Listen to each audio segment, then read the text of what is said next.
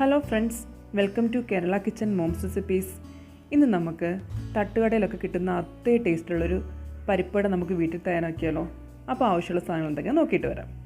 ഞാൻ എടുത്തിരിക്കുന്ന പൊട്ടുകടലയില്ലേ, നമ്മുടെ കടലപ്പരിപ്പ്, അത് ഞാൻ ഏകദേശം ഒരു 3-4 മണിക്കൂർ കുതിർത്ത് വെള്ളമൊക്കെ കളഞ്ഞ് എടുത്തു വെച്ചിരിക്കുന്നതാണ്. അപ്പോൾ നമ്മൾ നഖം വെച്ച് ഇങ്ങനെ ഞെക്കുമ്പോൾ അതുപോലെ പൊടിയാൻ പറ്റും, അത് ഇങ്ങനെ പൊട്ടിച്ചെടുക്കാൻ പറ്റും. ആ ഒരു സമയം വരെയാണ് നമുക്ക് കുതിർത്ത് വെച്ചിരിക്കേണ്ടത്.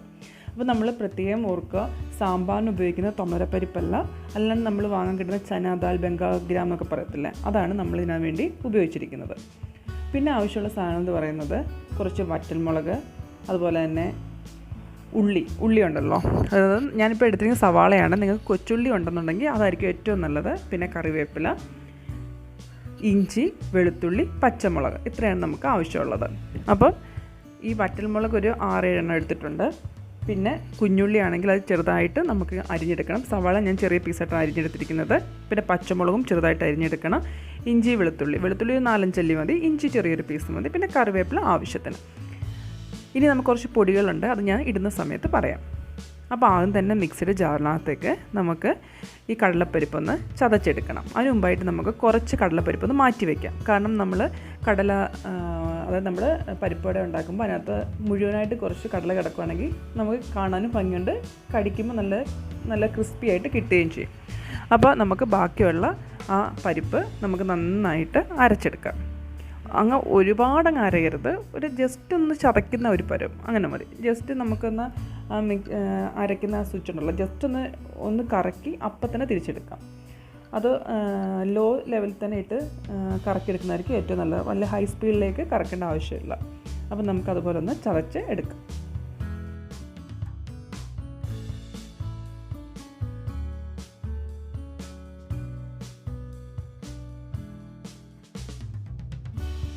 ഇപ്പം ഞാൻ നമ്മുടെ കടലപ്പരിപ്പ് നല്ലതായിട്ട് അരച്ചെടുത്തിട്ടുണ്ട്. കണ്ടില്ല, ഈ ഒരു പരുവാണ് നമുക്ക് ഇത് അരച്ചെടുക്കേണ്ടത്. കേട്ടോ, അധികം അങ്ങ് അരഞ്ഞിട്ടില്ല, എന്നാൽ ജസ്റ്റ് ഒരു ചതച്ച് ആ ഒരു പരുവം. കണ്ടില്ലേ, അധികം അങ്ങ് അരഞ്ഞിട്ടില്ല.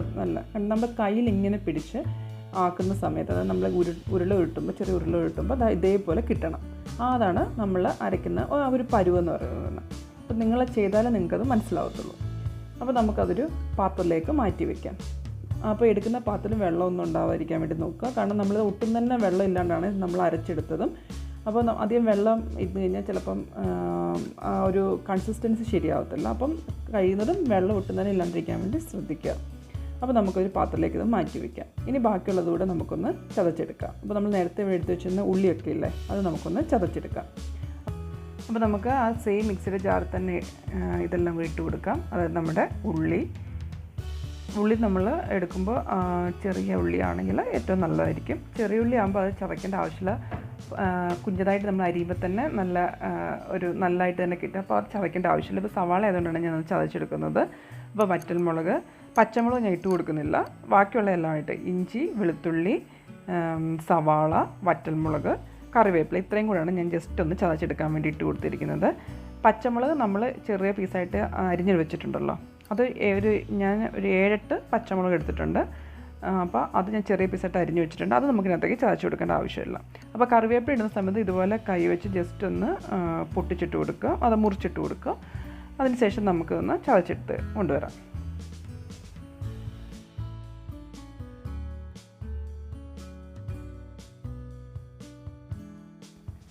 ഇപ്പം ഞാൻ വെളുത്തുള്ളി, ഇഞ്ചിയും, വറ്റൽമുളകും, കറിവേപ്പിലയും, ഉള്ളിയെല്ലാം നന്നായിട്ട് ചതച്ചെടുത്തിട്ടുണ്ട്. ഈ പരുവത്തിലാണ് ഞാൻ ചതച്ചെടുത്ത് വെച്ചിരിക്കുന്നത്. അപ്പോൾ നമുക്ക് ഇത് എല്ലാം കൂടെ നേരത്തെ നമ്മൾ അരച്ചു വെച്ചിരുന്ന നമ്മുടെ കടലപ്പരിപ്പുണ്ടല്ലോ, അതിനകത്തേക്ക് നമുക്ക് ഇട്ട് കൊടുക്കണം. അപ്പം അതിനകത്തേക്ക് നമ്മൾ അരിഞ്ഞു വെച്ചിരുന്ന പച്ചമുളക് ഇട്ട് കൊടുക്കാം. അതുപോലെ നമ്മൾ കുറച്ച് കടലപ്പരിപ്പ് മാറ്റി വെച്ചിരുന്നല്ലോ, അതിട്ട് കൊടുക്കാം. അതിനുശേഷം നമ്മൾ ഇപ്പം അരച്ചെടുത്ത ഇഞ്ചിയും, പച്ചമുളകും, വെളുത്തുള്ളിയും, വറ്റൽമുളകൊക്കെ അല്ലേ, അതിൻ്റെ ആ കൂട്ടുകൂടെ നമുക്കിനകത്തേക്ക് ഇട്ട് കൊടുക്കാം. ഇനി നമുക്കിനകത്തേക്ക് കുറച്ച് പൊടികളോട് ഇട്ട് കൊടുക്കാറുണ്ട്. അപ്പോൾ ഇട്ട് കൊടുക്കുന്ന സമയത്ത് ഞാൻ ഏതൊക്കെയാണെന്ന് പറഞ്ഞുതരാം. അപ്പം നമുക്കിനകത്തേക്ക് ഇട്ട് കൊടുക്കുന്നത് ചില്ലി പൗഡറാണ്. ഞാനപ്പോൾ കാശ്മീരി മുളക് പൊടിയാണ് ഇട്ട് കൊടുത്തിരിക്കുന്നത്. അത് ഏകദേശം ഒരു 2 ടീസ്പൂൺ കാശ്മീരി ചില്ലി പൗഡർ ഞാൻ ഇട്ട് കൊടുക്കുന്നു. കാശ്മീരി ചില്ലി പൗഡർ അല്ലെങ്കിൽ സാധാരണ മുളക് പൊടി ആയാലും മതിയായിരിക്കും. കാരണം നമ്മൾ പച്ചമുളക് അത്രയും ഇട്ടത് കാരണമാണ് ഞാൻ കാശ്മീരി ചില്ലി പൗഡർ ഞാനകത്തേക്ക് ഇട്ട് കൊടുക്കുന്നത്. ഇനി നമുക്കിനകത്തേക്ക് ആവശ്യമുള്ളത് കായപ്പൊടിയാണ്. കായപ്പൊടി നമുക്ക് 1 ടീസ്പൂണ് കായപ്പൊടി നമുക്കിനകത്തേക്ക് ഇട്ട് കൊടുക്കാം. പിന്നെ അതുപോലെ തന്നെ ഉപ്പ് ആവശ്യത്തിനുള്ള ഉപ്പൂടെ നമുക്കിതിനകത്തേക്ക് ചേർത്ത് കൊടുക്കാം. പിന്നെ നിങ്ങളുടെ കയ്യിൽ നമ്മുടെ പെരിഞ്ജീരകം ഉണ്ടല്ലോ, പെരിഞ്ജീരകത്തിൻ്റെ ടേസ്റ്റ് ഇഷ്ടമുള്ളവരാണെങ്കിൽ 1 ടീസ്പൂണ് പെരിഞ്ജീരകം കൂടെ ചേർത്തിട്ട് നമുക്ക് നല്ലതായിട്ടൊന്ന് മിക്സ് ചെയ്തെടുക്കാം. അപ്പോൾ നമ്മൾ കൈവച്ച് തന്നെ മിക്സ് ചെയ്യാൻ വേണ്ടി നോക്കുക, എന്നാലേ പൊടികളും ഉപ്പും എല്ലാ ഭാഗത്തേക്കും നന്നായിട്ട് കിട്ടത്തുള്ളൂ. അപ്പോൾ നമുക്ക് കൈവച്ച് നല്ലതുപോലെ ഇതൊന്ന് കുഴച്ചെടുക്കാം.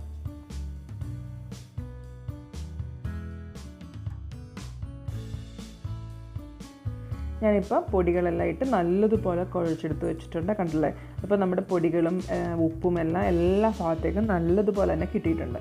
അപ്പോൾ നമ്മൾ കയ്യിലെടുത്ത് ഇപ്പോൾ കുഴയ്ക്കാൻ പാകത്തിനായിട്ട് നമ്മുടെ മിക്സ് ഇവിടെ റെഡി ആയിട്ടുണ്ട്. ഇനി നമുക്ക് ഓരോരോ ചെറിയ ഉരുളകളായിട്ട് നമ്മുടെ കയ്യിലേക്ക് എടുക്കാം.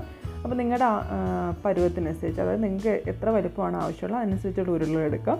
എന്നിട്ട് നമ്മുടെ കയ്യുടെ നമ്മുടെ നടുഭാഗം ഉണ്ടല്ലോ, അതായത് പാമിൽ വെച്ചിട്ട് നമുക്ക് നല്ലതുപോലെ ഇതൊന്ന് പരത്തിയെടുക്കാം. അപ്പോൾ നിങ്ങൾ കയ്യിൽ കുറച്ച് വെള്ളം ഒന്ന് തേക്കോ അല്ലെങ്കിൽ എണ്ണ തേക്കോ ചെയ്യുവാണെങ്കിൽ നല്ല ഷേപ്പിൽ തന്നെ ഇത് കിട്ടുകയും ചെയ്യും. ജസ്റ്റ് ഇങ്ങനെ വെച്ചിട്ട് സൈഡുണ്ടല്ലോ, സൈഡ് ഭാഗം നല്ലതായിട്ട് നമുക്കൊന്ന് കട്ടി കുറച്ചെടുക്കുകയും ചെയ്യണം. നടുഭാഗം ഇച്ചിരി കട്ടിയായിട്ടിരുന്നോട്ടെ. അപ്പം സൈഡ് ഭാഗം നന്നായിട്ട് കട്ടി കുറച്ചിടുമ്പോൾ നന്നായിട്ട് ക്രിസ്പി ആയിട്ട് വരികയും ചെയ്യും. അപ്പം ഈ ഒരു പരുവത്തിലേക്ക് പിന്നെ നിങ്ങളുടെ ആവശ്യത്തിനുള്ള വലുപ്പത്തിലും നമുക്കിത് തയ്യാറാക്കിയെടുക്കാം. അപ്പോൾ ഞാനിപ്പോൾ ആദ്യം ഒരു 4 ഇതുപോലെ റെഡിയാക്കി വെച്ചിട്ടുണ്ട്.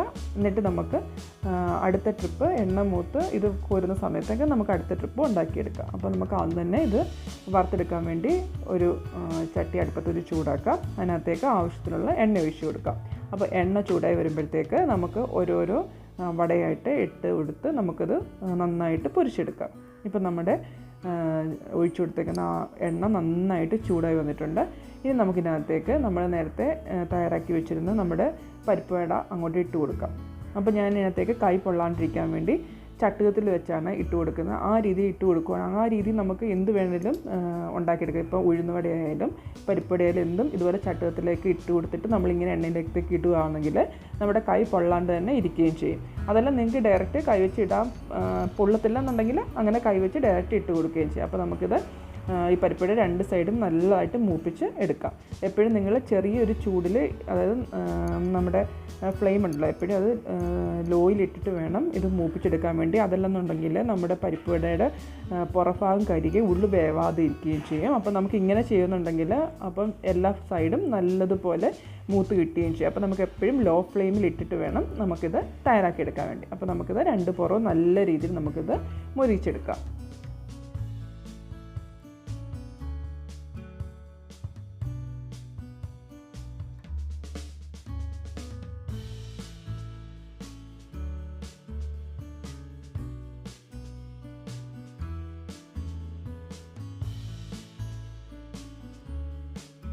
ഇപ്പോൾ നമ്മുടെ പരിപ്പുവട ഒരു സൈഡ് നന്നായിട്ട് മൂത്തിട്ടുണ്ട്. നമുക്ക് അടുത്ത സൈഡ് ഇതുപോലെ തിരിച്ചിട്ട് കൊടുക്കാം. അപ്പം 2 സൈഡും അങ്ങനെ നമുക്ക് തിരിച്ച് മറിച്ചിട്ട് വേണം ഇത് നന്നായിട്ട് മൂപ്പിച്ചെടുക്കാൻ വേണ്ടി. അല്ലെങ്കിൽ ഒരു സൈഡ് മാത്രം നന്നായിട്ട് മൂക്കുക, മറ്റേ സൈഡ് നന്നായിട്ട് മൂക്കാതെ വരികയും ചെയ്യും. അപ്പോൾ ഒരേപോലെ തന്നെ 2 സൈഡും തിരിച്ച് മറിച്ചിട്ട് നമുക്ക് നന്നായിട്ട് ഇത് മൂപ്പിച്ചെടുക്കാം. ഇപ്പോൾ നമ്മുടെ പരിപ്പുവട 2 ഭാഗവും നല്ല പോലെ മൂത്ത് വന്നിട്ടുണ്ട്, നന്നായിട്ട് ക്രിസ്പി ആയിട്ടുണ്ട്. കണ്ടില്ല, ആദ്യം ഒന്നും കരിഞ്ഞിട്ടൊന്നുമില്ല. പുറഭാഗം നല്ല പരുവത്തിൽ തന്നെ എല്ലാ ഭാഗവും നന്നായിട്ട് മൂത്ത് വന്നിട്ടുണ്ട്. ഇനി നമുക്കിത് ഒരു പാത്രത്തിലേക്ക് മാറ്റിയെടുക്കാം. അപ്പോൾ മാറ്റിയെടുക്കുമ്പോൾ ഒരു ടിഷ്യൂ പേപ്പർ ഇട്ടതിന് ശേഷം നിങ്ങൾ പരിപ്പുവട മാറ്റിയെടുക്കുന്നുണ്ടെങ്കിൽ അധികം എണ്ണ ഉണ്ടെങ്കിൽ ആ ടിഷ്യൂ പേപ്പർ അങ്ങ് വലിച്ചെടുക്കുകയും ചെയ്യും. അപ്പോൾ നമുക്കിത് എണ്ണയിൽ നിന്ന് മാറ്റിയെടുക്കാം. കണ്ടില്ല, എന്ത് എളുപ്പം തന്നെ നമുക്ക് തയ്യാറാക്കിയെടുക്കാൻ പറ്റുന്ന ഒരു 4 മണി പലഹാരമാണ് നമ്മുടെ പരിപ്പുവട എന്ന് പറയുന്നത്. അപ്പോൾ നമ്മൾ പുറത്തുനിന്നും വാങ്ങേണ്ട യാതൊരു ആവശ്യമില്ല. നമുക്ക് വീട്ടിൽ തന്നെ വളരെ ഹെൽത്തി ആയിട്ട് ഉണ്ടാക്കിയെടുക്കാൻ പറ്റുന്ന പലഹാരമാണ്. കഴിവതും പുറത്തുനിന്ന് വാങ്ങുന്ന ഇതുപോലത്തെ എണ്ണ പലഹാരങ്ങളൊക്കെ ഒഴിവാക്കുക. നമ്മൾ വീട്ടിൽ തന്നെ കഴിവതും തയ്യാറാക്കിയെടുക്കാൻ വേണ്ടി ശ്രമിക്കുക. അതുപോലെ തന്നെ ഇനി നമുക്ക് അടുത്ത ട്രിപ്പ് ബാലൻസ് നമ്മുടെ മാവ് ഇരിപ്പുണ്ടല്ലോ, അതിൻ്റെ ബാലൻസ് മാവോട് നമുക്ക് ഇതുപോലെ പരിപ്പുവട ഉണ്ടാക്കിയെടുക്കാം. അപ്പോൾ അതുപോലെ തന്നെ നിങ്ങൾ രണ്ടാമത്തെ ട്രിപ്പ് ഇടുന്നതിന് മുമ്പായിട്ട് നേരത്തെ ട്രിപ്പ് ഉണ്ടാക്കിയ സമയത്ത് എന്തെങ്കിലും പാർട്ടിക്കിൾസ് എണ്ണയിൽ കിടപ്പുണ്ടായിരുന്നുണ്ടെങ്കിൽ അതെല്ലാം എടുത്ത് മാറ്റിയ ശേഷം മാത്രമേ അടുത്ത ട്രിപ്പ് ഇട്ട് കൊടുക്കാവൂ.